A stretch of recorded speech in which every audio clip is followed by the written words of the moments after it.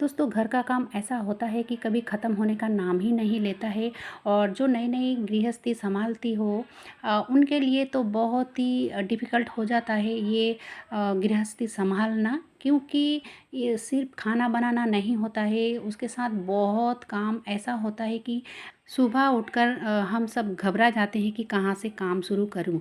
ठीक है, तो उसी काम को हम बहुत ही आसानी से कर सकते हैं दोस्तों, बहुत ही आसानी से, वो भी खुशी खुशी।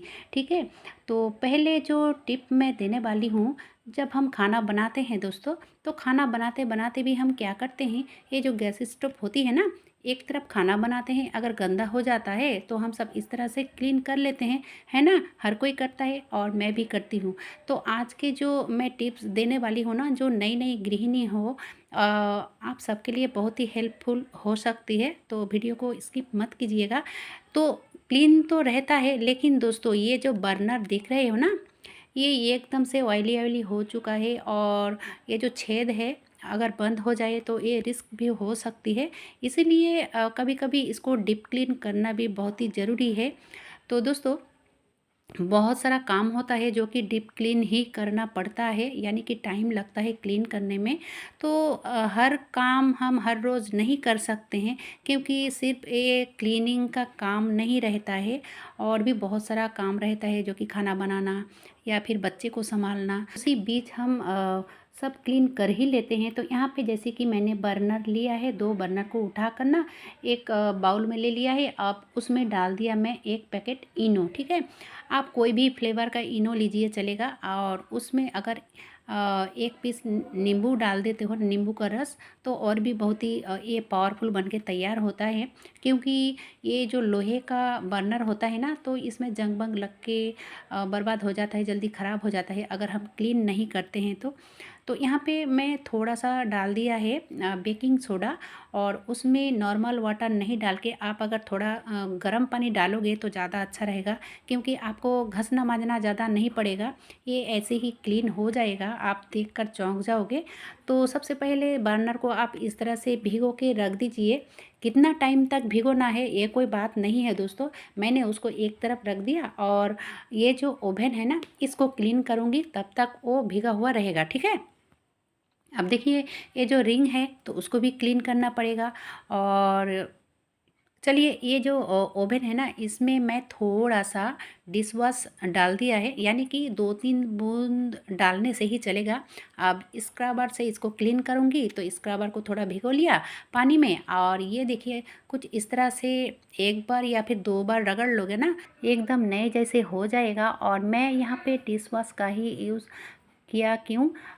क्योंकि अगर आप इसमें डिटर्जेंट या फिर और दूसरा कुछ डालते हो ना, तो ये ख़राब हो सकती है, यानी कि डिसकलर हो सकती है। इसीलिए आप यहाँ पे ना डिश वॉश या फिर शैम्पू का यूज़ कर सकते हो, तो ये एकदम से नए जैसा रहेगा, कभी ख़राब नहीं होगा।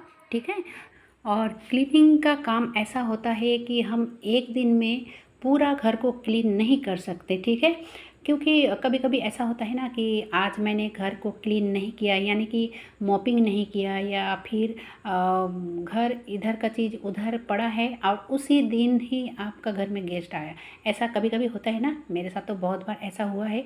लेकिन उसके लिए गिल्टी फील करने की कोई ज़रूरत नहीं है, क्योंकि ये सिर्फ हमारे साथ नहीं होता है, ये हर किसी के साथ ऐसा होता है। में पानी देने की कोई ज़रूरत नहीं है, सूखे कपड़े से पोंछ लिया और हो गया एकदम से चकाचक। ठीक है, अब चलिए वो जो मैंने बर्नर को भिगो के रखा था ना, अब इसको क्लीन कर लूँगी। तो मैंने यहाँ पे ब्रश का यूज़ कर रही हूँ, पहले ब्रश से इसको क्लीन करूँगी। और ये करने के लिए आपको ज़्यादा मेहनत नहीं करना पड़ेगा।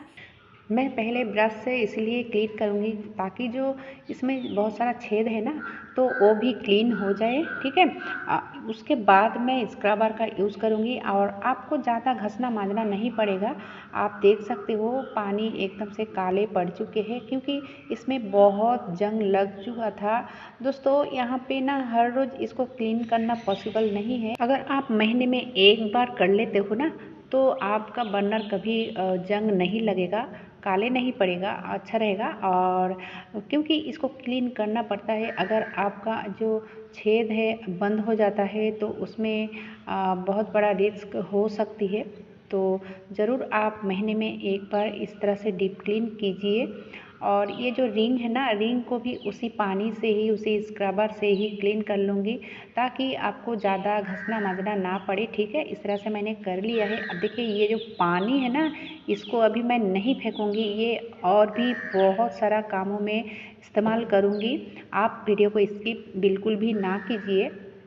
तो सबसे पहले मैं ये जो रिंग और बर्नर है, इसको ज़्यादा टाइम भिगो के नहीं रखूँगी, इसीलिए पहले इसको धो लूँगी।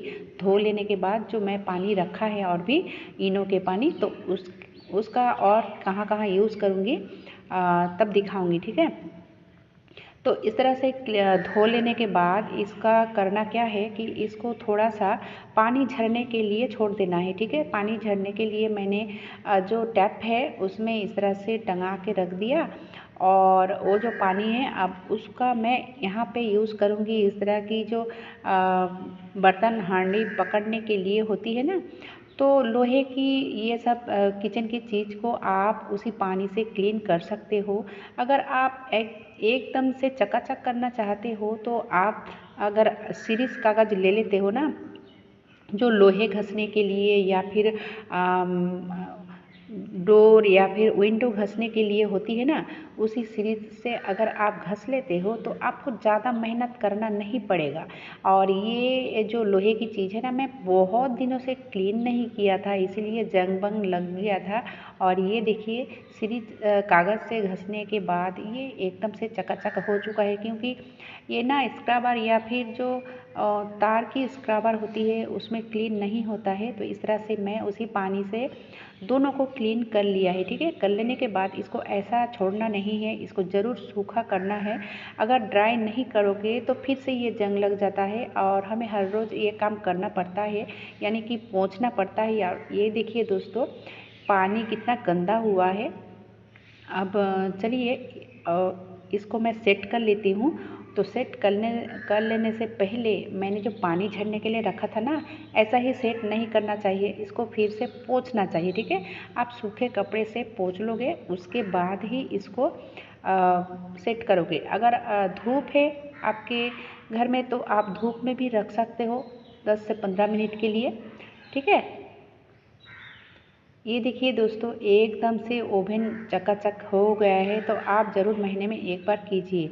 और ये जो स्विच है ना, यहाँ पे कभी कभी क्या होता है, बहुत टाइट हो जाता है और हमें बहुत दिक्कत होती है। तो कोई बात नहीं, इसके लिए कहीं ले जाने की ज़रूरत नहीं है। आप मस्टर्ड ऑयल का यूज़ कीजिए, बर्ड्स में थोड़ा सरसों का तेल लगाइए, और यहाँ पे जो रॉड है ना, आप रॉड में लगाओगे तो एकदम से ये फ्री हो जाएगा। ठीक है, जो सख्त थी एकदम से ढील हो जाएगा और आपको कोई दिक्कत नहीं होगा। अब चलिए बढ़ते हैं अगली टिप्स की तरफ।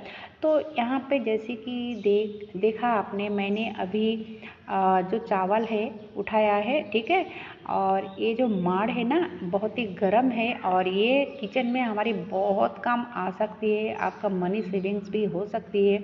क्योंकि ये जो किचन का काम मैंने किया है, ये कपड़े से पोछा पाछी किया है ना, तो आप अगर सिर्फ एक तरफ करोगे तो नहीं चलेगा, दूसरी तरफ भी करोगे, यानी कि इस तरह की जो कपड़े होते हैं किचन की, तो इसको भी क्लीन करना बहुत ही ज़रूरी है। नहीं तो बाकी यानी कि दूसरी जो चीज़ आप क्लीन किया है वो भी गंदा हो जाता है। इसलिए आप इस माड़ में भिगो के रखोगे ना थोड़ा सा डिटर्जेंट देकर, तो एकदम से क्लीन हो जाता है, यानी कि बहुत क्लीन होता है। अगर आप माड़ में नहीं देते हो तो आपको गर्म पानी करना पड़ेगा और आपका गैस की बर्बादी होगी। और ये देखिए दोस्तों, कुछ बर्तन के स्टैंड के नीचे मैंने एक रस्सी टंगा के रखा था और उसी में मैंने टंगा दिया है। ठीक है, अब चलिए बढ़ते हैं अगली टिप्स की तरफ। तो यहाँ पे मैंने लिया है 1 गिलास करीब पानी, और उसमें भर के दे दूँगी 1 चम्मच चाय पत्ती। ठीक है, ये चाय पत्ती हमारे काम को इतना आसान कर देगा और इतना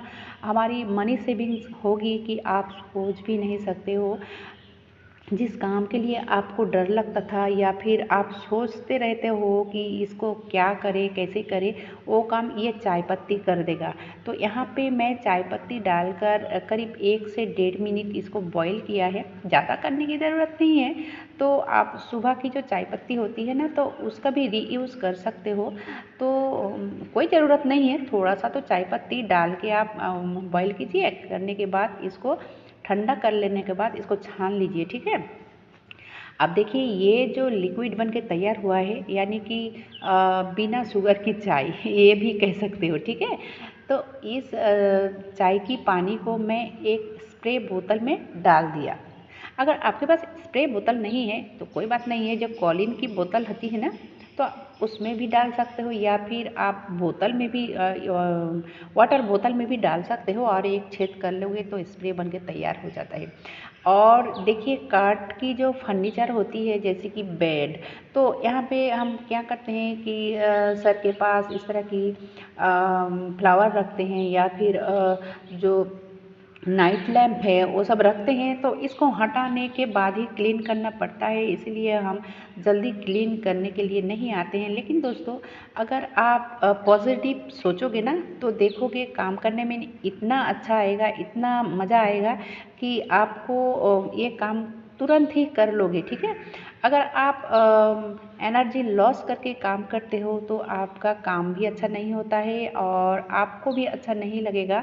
तो इसलिए दोस्तों, आप एनर्जी के साथ काम करने की कोशिश कीजिए और ये गिल्टी फील मत कीजिए कि दूसरे के घर कितना क्लीन है, मेरे घर क्यों नहीं है। आप जैसे हो, आप जैसे कर सकते हो, आप वैसे कीजिए, क्योंकि हर किसी के घर में एकदम से फ्री नहीं होता है। बच्चे होते हैं किसी के घर में, तो बच्चे अगर होंगे तो घर इधर उधर, इधर की चीज़ तो उधर होना ही है, ठीक है। तो ये कोई बात नहीं है। हमारे घर भी हर वक्त क्लीन नहीं रहता है, कभी कभी इधर का चीज़ उधर हो भी जाता है और उसी वक्त ही अगर गेस्ट आ जाए ना, तो गिल्टी फील करने की कोई ज़रूरत नहीं है। तो जो मैंने पानी बनाया ना चाय पत्ती की, तो इस तरह की आप काठ की जो फर्नीचर होती है क्लीन करोगे तो देखोगे ये बर्निश है ना, आपका एकदम नए जैसे हो जाएगा, चकाचक हो जाएगा।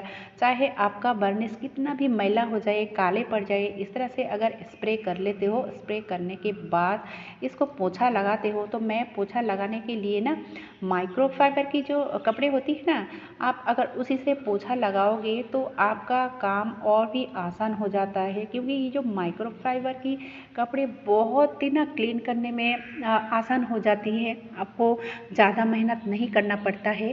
तो ये कपड़े एक साथ 3 आता है, ऑनलाइन से मैंने मंगवाया था और ये बहुत ही अच्छा है, किचन के लिए हो या फिर कोई भी पोछा के लिए हो। तो इस तरह की जो वॉल अलमीरा होती है ना, तो काठ की, तो वो भी आप क्लीन कर सकते हो, ठीक है।